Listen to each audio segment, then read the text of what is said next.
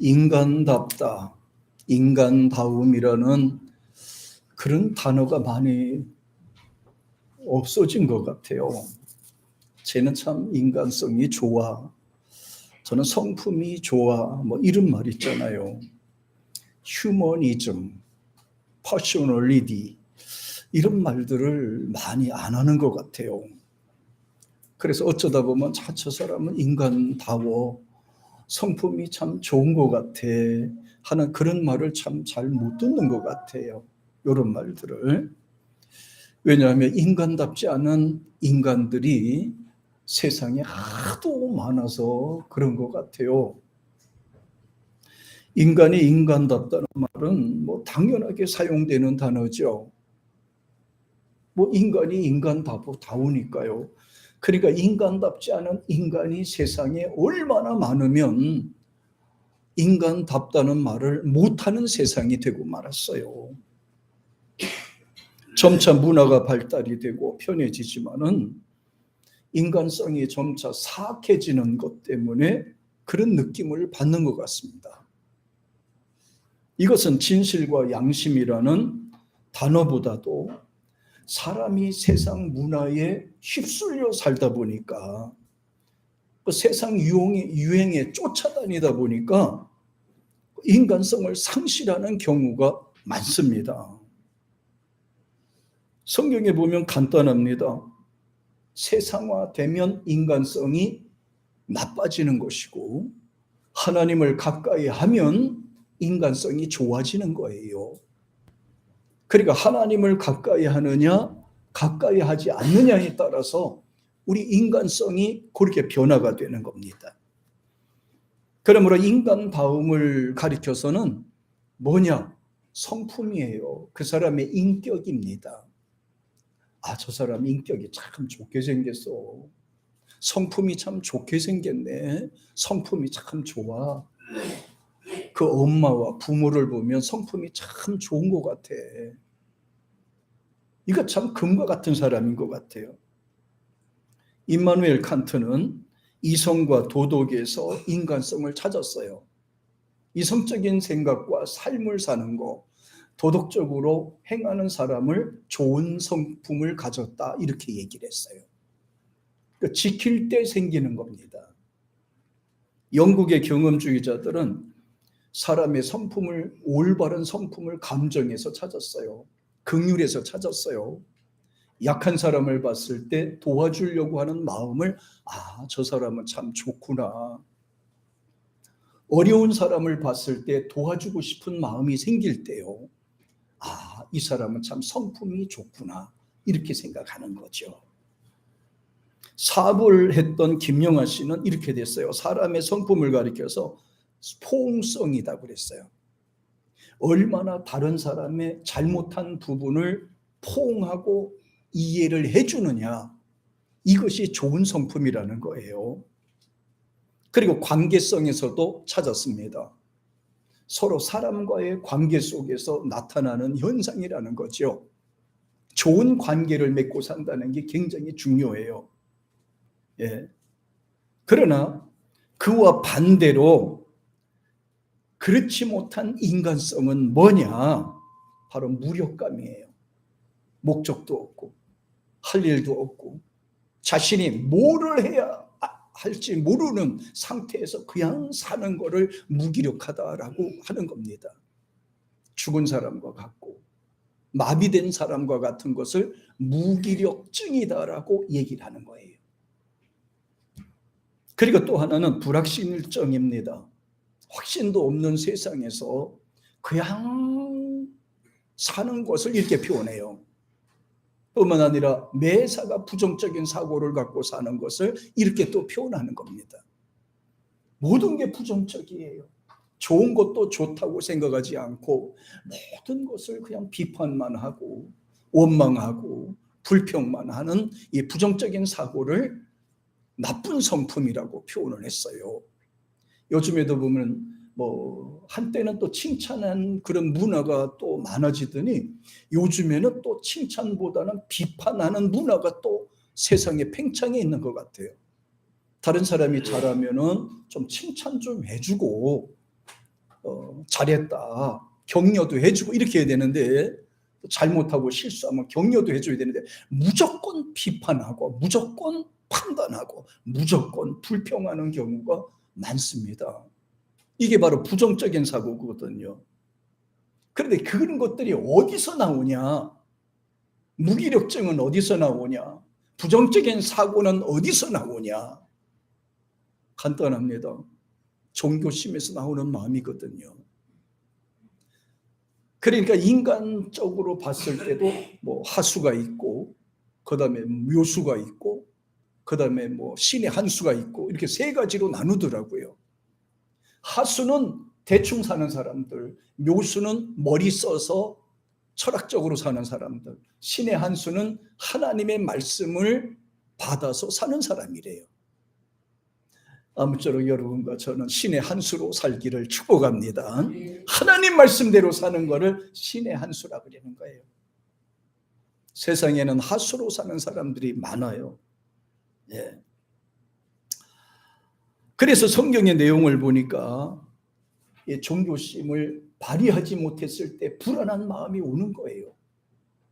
하나님을 의지하지 못하니까 마음에 불안함이 엄습해 오는 거예요. 그래서 시편 38편 8절에 보니까 이렇게 이제 나와 있는데 보실까요? 같이 한번 봐요. 시작. 내가 피곤하고 심히 상하였음에 마음이 불안하여 신음합니다. 여기 보면 피곤하여라고 돼 있죠. 피곤해서 상했다라고 돼 있어요. 피곤이라는 말은 감각이 없어지다는 현재 진행형이고, 그리고 점차 마비되어 가는 상태를 이렇게 표현하는 것이고, 좀 안 좋은 말로 말하면 죽어가고 있는 상태를 이렇게 표현하는 거예요. 사람이 좀 지치게 되면 이렇게 의식적으로 또 육체적으로 정신적으로 점차적으로 이렇게 무기력하게 되는 과정이 있어요. 이걸 가리켜서 뭐라 그린다? 피곤하다 그래요. 지쳤다는 말입니다. 사람이 살다 보면 지치는 일도 생기는 거예요. 그러나 그 지친 일에서 뭔가 붙잡아야 살 수 있는 건데 붙잡지 못하니까 사람이 무기력증이 되고 점차적으로 나약하게 되고 점차적으로 정신적으로 흐리멍텅하게 살게 되는 겁니다. 그리고 뒤에 보면 이런 말이 나오죠. 피곤하니까 상하였다고 그랬잖아요. 육신적으로도 몸이 상하게 되면요, 자신감이 없어져요. 정신적으로도 확실하지 않으니까요, 사람이 자신감이 없어져요. 자존감이 상실하게 되는 겁니다. 그런데 이런 데다 기준을 두니까 힘들어지는 거예요. 육체적인 건강에다가 기준을 두니까 힘들어지는 거고요. 정신적인 어떤 지식이나 경험이나 어떤 이런 데다 기준을 두기 때문에 하다가 안 되니까 지쳐서 포기하게 되는 거예요. 상처가 되는 거예요. 그래서 하나님 말씀하시는 겁니다. 하나님을 경외하라. 하나님을 가까이 하라. 그러면 하나님이 가까이 하시리라고 말씀하신 거예요. 경외심이에요. 하나님을 가까이 할 때 우리의 육체적으로 나약한 부분들이요, 회복할 수가 있어요. 정신적으로 나약한 부분도 회복할 수가 있는 것입니다. 그리고 그 뒤에 보니까 또 이렇게 나옵니다. 내가 피곤하여 심히 상하였음에, 그랬더니 그 마음이 불안하더라 그랬어요. 저는 갑자기 불안한 것이 갑자기 불안한 줄 알았는데 앞에 보니까 그게 아니더라는 거예요. 사람이 자신감이 상실하고 피곤하게 되고 확실한 마음이 생기지 않으니까 상처가 되고요. 확실한 사람은 상처 안 받잖아요. 또 마음에 상처 있는 사람이 어떤 일을 하든지 늘 불안하게 되는 거, 확신이 없으니까 불안할 수밖에 없는 거예요. 오늘날 우리 사회와 비슷해요. 우리가 살고 있는 세상과 비슷해요. 사람들이 굉장히 불안해하고 있어요. 전쟁이 나는 것은 아닐까? 어떤 어려운 일을 당하는 것은 아닐까? 우리 가족이 어떤 힘든 일을 오는 것은 아닐까? 몸에 큰 병이 생기는 것은 아닐까? 굉장히 불안해요. 이게 바로 육신이 약하거나 정신적으로 무기력해서 생기는 것이다. 이게 피곤해서 생기는 것이다. 그렇게 말씀하셨어요. 불안이란 말은요, 마음이 안정이 안 됐다는 거예요. 그러니까 믿음이 바로 서지 못했다는 거예요. 확신이 되지 못했다는 뜻이에요. 요즘에 보니까 그 묻지마 폭행이, 그 묻지마 폭력 때문에 사람들이 굉장히 불안하더라고요. 이런 지역 같은 데는 안 하는데 서울 도심 같은 경우에는 이 뉴스 같은 걸 이렇게 보면 그 묻지마 폭력이 많아져요. 그 중에서 3사람 중에 2사람은 외국인이 또 해요. 살다 힘들으니까 쫓아가가지고 사람들에게 칼 갖고 돈 내놓으라고. 또 며칠 전에 보니까 웃긴 일이 있었죠. 어느 편의점에 외국인이 탁 들어와요. 사는 것처럼 하고 하더니 옆에 이렇게 딱 내놔요. 탁 옆에 옷을 딱 하니까 꼰총이 들어있어요.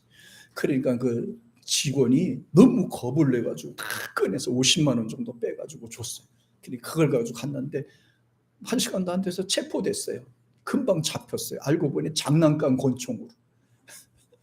장난감 권총 가지고 그래. 굉장히 두려워하는 그런 세상에 살고 있어요. 저희 어렸을 때는 기분 나쁘잖아요. 기분 나쁘고 하면 벽을 때려서 손을, 지나가다 나무가 있으면 발로 걷어차고 그냥 막 때렸거든요. 근데 요새 사람들은요, 사람을 대상으로 삼는다는 게 그게 무서운 거란 말이에요. 네. 얼마 전에 보니 어떤 할아버지는 또 기분 나쁘다고 막대기 갖고 가다가 지나가는 또 할머니 때려 가지고 또 반 죽게 만들어. 또 어떤 사람은 지나가다 기분 나쁘다가 또 이 처자를 찔러 가지고 또 그리고 자기가 기분 나쁜데 왜 사람을 대상으로 하는지 모르겠어요. 기분 나쁘다는 거예요. 기분 나쁘다는 거. 참. 그리고 왜 기분 나쁘냐? 너무 예뻐서 기분 나쁘다는 거예요. 우리 교회 식구들 가만히 보니 주의하세요. 주의하라고. 너무 예쁘게 하고 다니지 말아요. 너무 예뻐도 질투의 대상이 된다니까.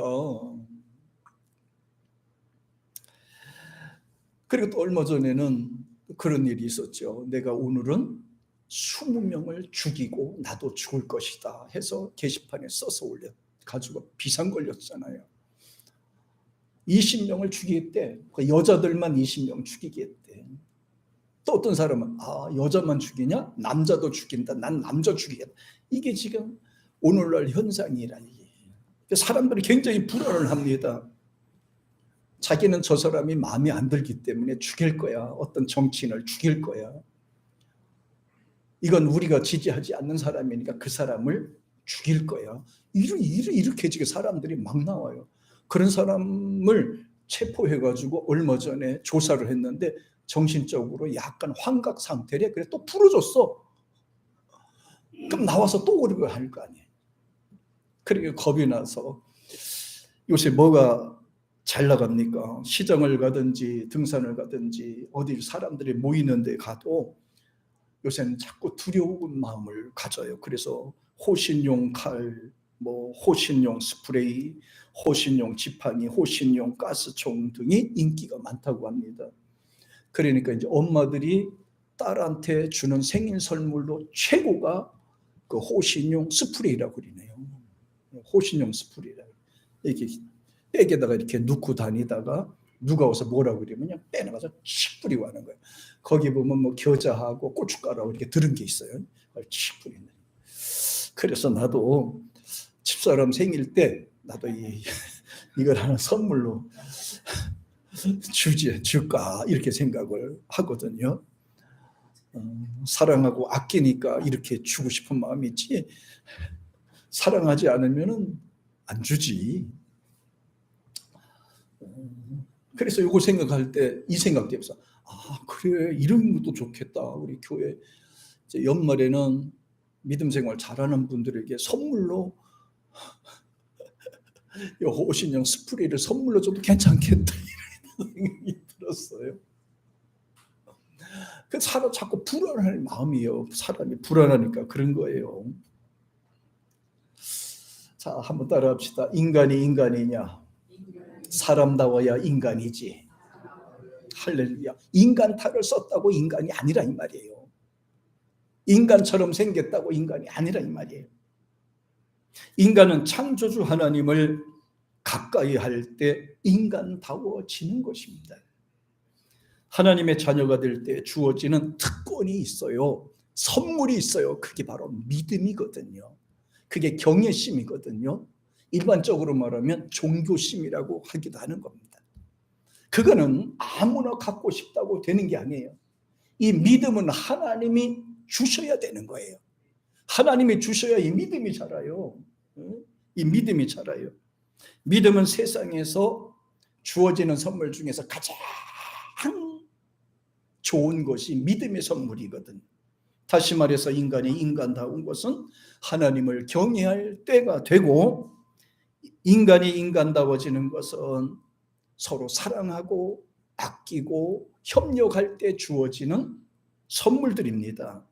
이 두 가지가 틀어지면 인간이 짐승화되게 돼 있어요. 예.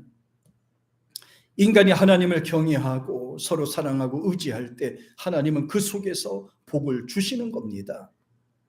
보실까요? 야고보서 4장 8절 한번 보시겠습니다. 같이 한번 보세요. 시작. 하나님을 가까이 하라. 그리하면 너희를 가까이 하시리라. 죄인들아 손을 깨끗이 하라. 두 마음을 품은 자들아 마음을 성결하게 하라. 여기 보면 하나님을 가까이 하라고 되어 있어요. 하나님을 가까이 하라. 가까이. 헬라 원어에서는 앵기조라는 말이 사용이 됐어요. 하나님을 다른 것보다도 최우선으로 생각하라는 말이에요. 다른 세상의 물건이나 사람보다도 하나님을 더 우선하라는 말이 앵기조예요. 하나님을 앵기조하라. 그러면 하나님이 어떻게 된댔어요? 하나님이 너희를 앵기조하시리라는 거예요. 하나님을 가까이 하라. 그러면 하나님이 너희와 함께 하시리라는 거예요. 이게 믿음이거든요. 믿음이 없이는 이 불가능해요. 하나님을 섬기고자 하는 마음이 있을 때 하나님께 대한 그 믿음이 내 마음에 꽉 차 있는 겁니다. 얼마나 멋있습니까? 하나님을 가까이 하라. 하나님이 너희와 가까이 하시리라. 그리고 말하며 죄인들아 너희들은 손을 깨끗이 하라. 두 마음을 품은 자들아 너희 마음을 선결케 할지어다. 정리하라는 말이에요. 두 마음을 품었으면 빨리 정리하라는 거예요.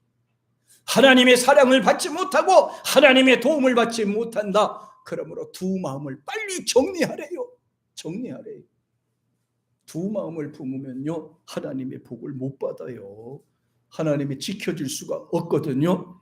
그래서 인간은 하나님의 복을 세상에서도 누리고 천국에 가서 누리는 축복이 되어야 되는 거예요. 이 부분에서 주목할 것은 하나님 없이도 누릴 수 있는 복이 있어요. 하나님 안 믿어도 받을 수 있는 복이 있고 하나님 섬길 때만 주어지는 복이 있어요. 그것은 일반 축복, 특별 축복, 자연 축복, 하나님의 영적 복 이렇게 두 가지로 나눠요. 그러니까 세상에서는 자기 노력한 대로 얻어서 누릴 수 있는 것을 일반적인 복인 거예요. 자연적인 복인 거예요. 이건 누구나 할 수 있어. 하나님 안 믿어도 하나님 안 믿어도 자기 노력에 의해서 주어지는 일들이 이것이 일반적인 은혜예요. 일반적인 복이라고 할 수가 있어요. 누구든지 할 수 있어요. 자기만 노력하면 먹고 살아요. 운동하면 몸 건강하게 살 수 있고 그게 어디까지나 한계가 있어요. 제한이 되어 있습니다. 마음이 불안할 때는 어떻게 위로를 받습니까? 마음이 불안했을 때는 근심과 걱정이 생겼을 때는 어떻게 그 부분을 해소시킬 수가 있습니까? 바로 영적인 복, 하나님을 의지할 때 하나님께서는 그에게 평안을 주시고 확신을 주시고 은혜를 주신다는 거예요. 그래서 주님 말씀하는 겁니다. 두 마음을 정리하라. 두 마음을 정리하라. 예. 그래야 하나님이 가까이 하신다. 이렇게 말씀하셨어요. To make near, 하나님을 가까이 합시다. To come near, 하나님이 함께 하실 겁니다. 하나님이 함께 하십니다. 그러니까 신기하잖아요. 하나님은 우리에게 이미 믿음을 주셨어요. 그래 그 믿음 갖고 하나님을 가까이 했을 때는 하나님께 대한 믿음이 충만해진다는 거예요. 이 부분에서. 그럼 우리 이사야 42장 5절 같이 한번 볼까요? 같이 우리가 어제 아까 본문에 있는 내용인데 같이 한번 읽어봅니다. 시작. 하늘에 창조하여 펴시고 땅과 그 소산을 베푸시며 땅 위의 백성에게 호흡을 주시며 땅에 행하는 자에게 신을 주시는 하나님 여호와께 이같이 말씀하시되 그랬잖아요. 세상은 하나님이 창조하셨어요. 무슨 알에서 나왔다고 박혁허세고 하늘에서 뛰어내렸다고 용이 되고 뱀이 용이 됐다고 막 그러는데 다 그 전설이고 아무것도 아닌 거예요. 우아해요. 요새는 뱀이 그렇게 많아요. 뱀에 세상에 뱀이 또 천년 기념물이라고 그래서 뱀을 못 잡게 만드니까요. 길거리 가도 뱀이요, 화장실에 가도 뱀이요, 뱀이 그렇게 많아요. 등산 가거나 산책 갈 때 뱀 주의하셔야 돼요. 뱀이요. 요새 또 살모사, 독사, 7.4 이런 것들이 굉장히 막 많더라고요. 그것도 그게 천년 그게 정해져가지고 못 잡게 안 돼. 살모사가 그거 잡아가지고 그냥 먹으면 허리에 얼마나 좋은데. 전 어렸을 때 그 뱀을 많이 잡아가지고 알아요. 뱀 잡아서 독사 한 마리 잡으면 120원이거든요. 그러면 공책을 5권을 사요. 그래서 어렸을 때부터 그 뱀 잡으러 다녔어요. 잡지도 못하고 맨날 뒷공랭이 다니면서 빈탕 터는 게 많았죠. 어른들 뒤에 쫓아가니까 뱀이 나오겠어요. 그러다 어쩌다 하나 이제 뱀 잡아오잖아요. 그럼 아버지가 그걸 쳐드시고 앉아 계셨어요. 얼마나 속상한지. 저희 부친은 아마 그 뱀을 수백도 더 먹었을 것 같아요. 눈에 본 대로 다 잡아서 드시더라고요. 빼가지고. 아이고, 지금 여기도 계세요. 여기도. 우리 이재구 집사님도 뱀을 얼마나 살아있는 뱀을 잘 드셨대. 요새는 안 드실걸? 사충 한번 걸리고 나서 안 드실. 그렇죠? 요새는 잘 안 드시죠? 그 덕분에 지금까지 건강하신 거라.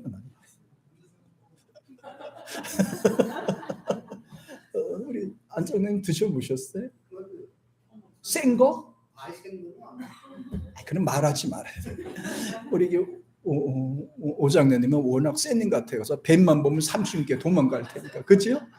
그렇지. 이 집은 바퀴벌레 보고 도망가가지고 부인이 대신 잡잖아요. 요새 부인들이 얼마나 강한지 몰라요. 보는 대로 때려잡거든. 남자들은 보는 대로 도망갔거든. 어쩌다 세상이 이렇게 바뀌어졌나 몰라. 우리 저 뒤에 우리 어때? 우리 새신랑은 바퀴벌레 있으면 직접 잡아 부인한테 맡겨?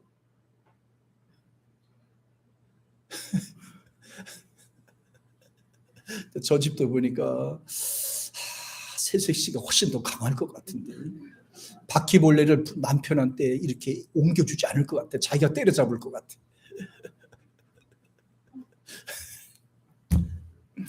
야, 여기 보면 하나님 있잖아. 창조하시고 펴시고 하나님이 하셨대잖아. 하나님이 무슨 뱀이 할아버지도 아니고 할머니도 아니고 돌아가신 누구 아니에요.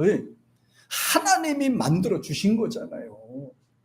그리고 여기 보니까 놀라운 게 들어가 있어요. 땅의 백성에게 호흡을 주시면 그랬잖아요. 지금 우리가 살고 있어서 우리가 호흡하는 것도 하나님의 도움으로 하는 거예요. 지금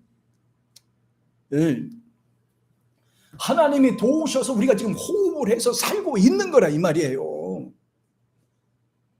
우리가 누가 뭐 잘나서 이렇게 호흡하고 건강하게 움직이는 줄 아세요?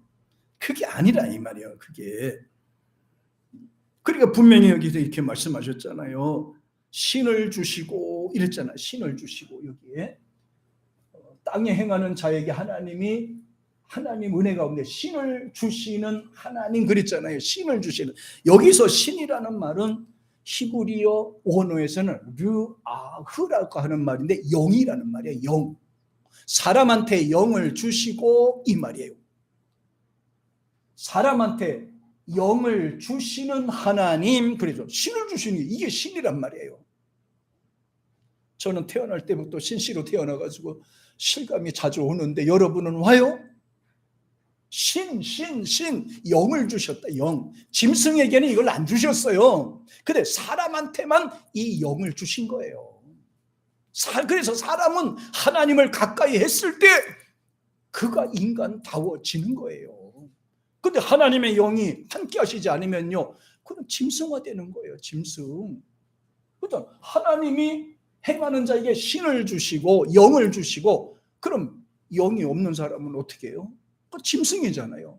영이 살아있는 사람은 어떻게 해요? 그럼 하나님의 자녀가 되고, 영이 죽어있는 사람은요, 그럼 그건 짐승이나 마찬가지잖아요.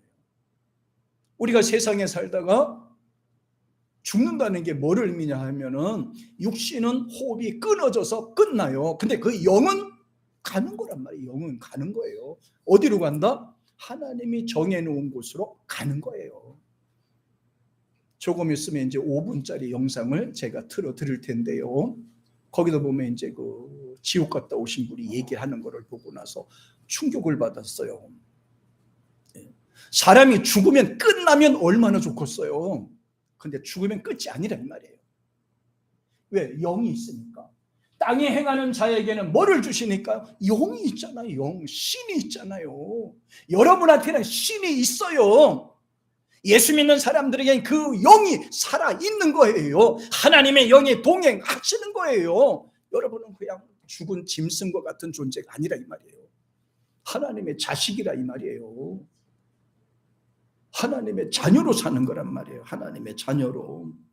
호흡하게 하시는 거, 살아서 움직이는 것 자체가 이게 하나님의 은혜고 능력인 거예요.